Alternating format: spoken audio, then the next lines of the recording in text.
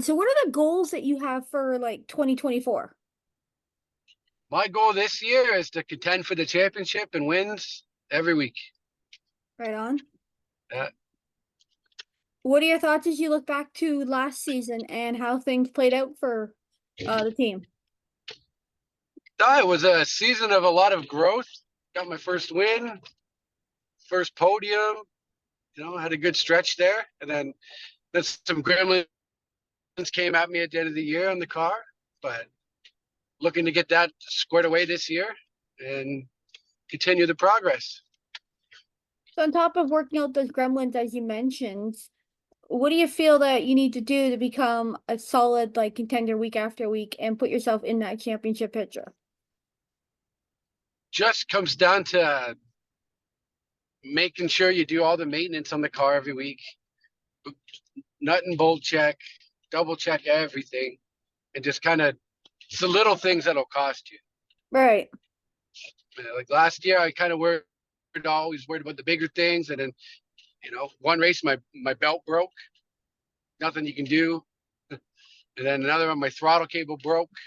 Well, nothing you can really do. There's like they're easy fixes, but once you start the race, you can't fix it out. So it's What track are you most looking forward to getting to? Sauble Speedway. Right Yeah, I'm on. excited to get back there. Only got a race there once last year, and then we had the family emergency the one race, so we couldn't go. So, but looking forward to definitely getting back to Sauble Beach. I've been talking with everybody about this because it's a fun thing I find with this club compared to most, in that you've got the Bradley brothers, you've got, Kevin and Nick, and then you've got you and your brother. What's it like having that family dynamic at the track every week? Oh, it's great. It's great to know, like, if you have someone you can rely on.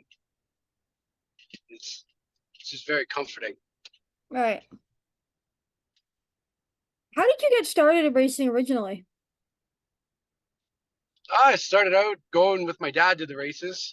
He helped out on a Pro 4 team back in the early 90s, and they traveled and raced like twice a week.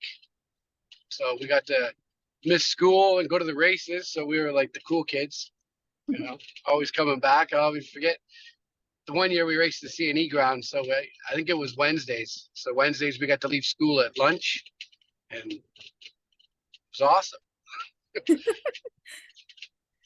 So there's got to be lots of memories from those times, and that. What's like, like one memorable moment that like stands out from that going up around it? I remember. I'm not sure if the Pro 4s were racing that night, but it was when me and my brother got to meet Junior Hanley.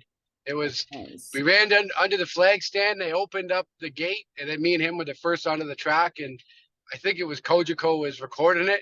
At that time, I had no idea what Kojiko was because we had Rogers where I grew up. But I remember we ran right to his car because he was the one guy we knew.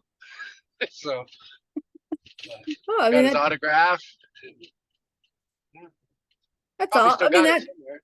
that's awesome. I mean that's not a lot. Like that's one of those big names in motorsports that a lot of people know. Yeah. So obviously you're having fun with the Outlaw Midgets now, but is there something else motorsports wise that you'd like to try? My buddy Dan Kavaring, he owns a Mod Light, and I'm hoping to maybe get to try a Mod Light this year on the dirt. Nice. Yeah, I'm looking forward to maybe getting that opportunity if it prevents itself. But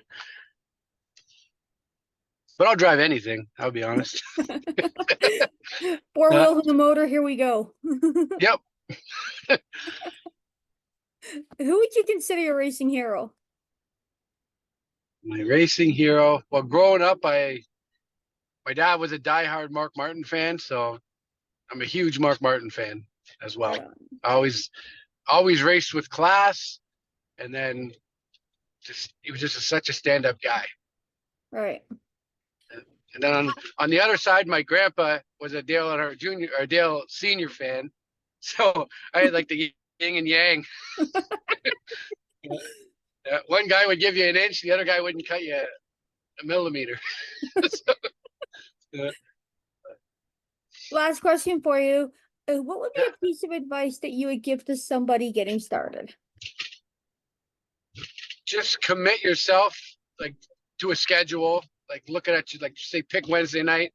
Wednesday night, go through your car, get really familiar with your car, and just don't change your setup like crazy amounts. Just kind of do little incremental changes to that you can catalog and know, okay, I did this, that changed that.